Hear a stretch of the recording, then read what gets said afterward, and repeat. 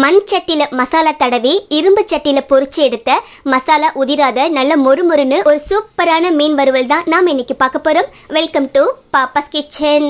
இப்ப நான் இந்த மாதிரி ஷேப்ல 4 மீன்கள் சுத்தம் பண்ணி எடுத்திருக்கேன். அதை இப்ப இந்த மாதிரி கத்தி வச்சு இடையிடையே கீறி விட்டு எடுத்துக்கலாம். உங்களுக்கு மீன் தலை பிடிக்காது அப்படின்னா கட் பண்ணிட்டு மீன் துண்டுகள் மட்டும் நீங்க செய்யலாம். இதோ இந்த மாதிரி எல்லா மீன்லையுமே கத்தி வச்சு நல்லா லேசா கட் பண்ணி எடுத்திருக்கேன். இப்போ மசாலா ரெடி பண்ணலாம். அதுக்கு நான் இப்போ ஒரு மண் சட்டி தான் எடுத்திருக்கேன். அதில் இப்போ 1 டேபிள் ஸ்பூன் காஷ்மீரி மிளகாய் தூள் எடுத்திருக்கேன், அதை சேர்த்துடலாம். அண்ட் 1 டேபிள் ஸ்பூன் நார்மலான மிளகாய் தூள் சேர்க்கிறேன், இது காரத்துக்காக. இப்போ இதில் 1/2 டீஸ்பூன் மஞ்சள் தூள் சேர்க்கிறேன். கூடவே 1/2 டீஸ்பூன் கரம் மசாலா, 1/2 டீஸ்பூன் மிளகுத்தூள் சேர்த்துட்டு தேவையான அளவுக்கு உப்பு சேர்த்துருங்க. சேர்த்தாச்சு. இப்போ இதில் 1 டீஸ்பூன் இஞ்சி பூண்டு விழுது சேர்த்துடலாம். சேர்த்துட்டு பாதி எலுமிச்சம்பழ சாறு இப்போ சேர்த்துருங்க. சேர்த்துட்டு இதை நல்லா மிக்ஸ் பண்ணி விட்டுக்கோங்க. நல்லா கலந்து விட்ட பிறகு இப்போ இதில் ஒரு 2 டேபிள் ஸ்பூன் அளவுக்கு தேங்காய் எண்ணெய் எடுத்திருந்தேன், அதை சேர்த்து இந்த மசாலாவை நம்ம கலந்து எடுத்துக்க போகிறோம். மீனுக்கு மசாலா கலக்கும் போது தண்ணீர் ஊற்றி கலந்தீங்க அப்படின்னா ஆயிலையே மசாலா பிரிஞ்சிடும். தண்ணீருக்கு பதிலாக ஆயில், அதுவும் தேங்காய் எண்ணெய் சேர்த்திங்கன்னா ரொம்ப சூப்பராக இருக்கும். அல்லது நார்மல் ஆயில் கூட சேர்த்துக்கலாம். இந்த மாதிரி கலந்து விட்டாச்சு. இப்போ இதில் நம்ம கத்தி வச்சு கீறி எடுத்த மீன்களை உள்ளே சேர்த்துடலாம். சேர்த்துட்டு இந்த மீன் முழுக்கவே மசாலா நல்லா கோட்டாகிற மாதிரி கலந்து விட்டுருங்க. ரொம்ப ட்ரையாக இருக்கிற மாதிரி ஃபீல் ஆனிச்சு அப்படின்னா மறுபடியும் கொஞ்சம் ஆயில் சேர்த்து கலந்துக்கங்க.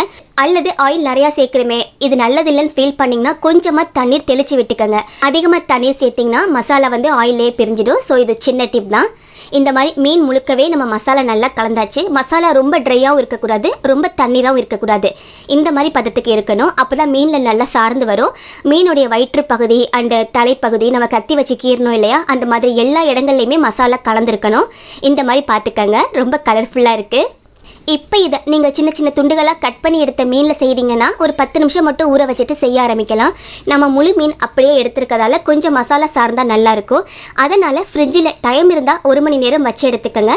அல்லது குறைஞ்சபட்சம் 20 நிமிஷமாவது நல்லா ஊற வச்சு எடுத்துக்கலாம். இருக்கட்டும். இப்போ சரியாக 1 மணி நேரத்துக்கு பிறகு எடுத்துகிட்டு வந்திருக்கேன். மசாலா நல்லா சார்ந்திருக்கு, மீனில் நல்ல வாசமாகவும் இருக்குது நம்ம தேங்காய் எண்ணெய் பயன்படுத்தினதால. இப்போ ஃப்ரை பண்ண ஆரம்பிக்கலாம். அதுக்கு நான் இப்போது இந்த மாதிரி ஒரு இரும்பு பேன் தான் எடுத்திருக்கேன். அதில் இப்போது ஒரு 3 டேபிள் ஸ்பூன் அளவுக்கு தேங்காய் எண்ணெய் சேர்க்கிறேன். மீன் பயன்படுத்தி செய்யக்கூடிய ரெசிபிஸ்க்கெல்லாம் தேங்காய் எண்ணெய் பயன்படுத்தினீங்கன்னா அந்த கேரளாவுடைய ஃப்ளேவர் ரொம்ப சூப்பராக இருக்கும். ஆயில் நல்லா ஹீட் ஆன பிறகு ஒரு மீடியம் ஃப்ளேமில் வச்சுட்டு நம்ம மசாலா கலந்து வச்ச மீன்களை உள்ளே சேர்த்துடலாம்.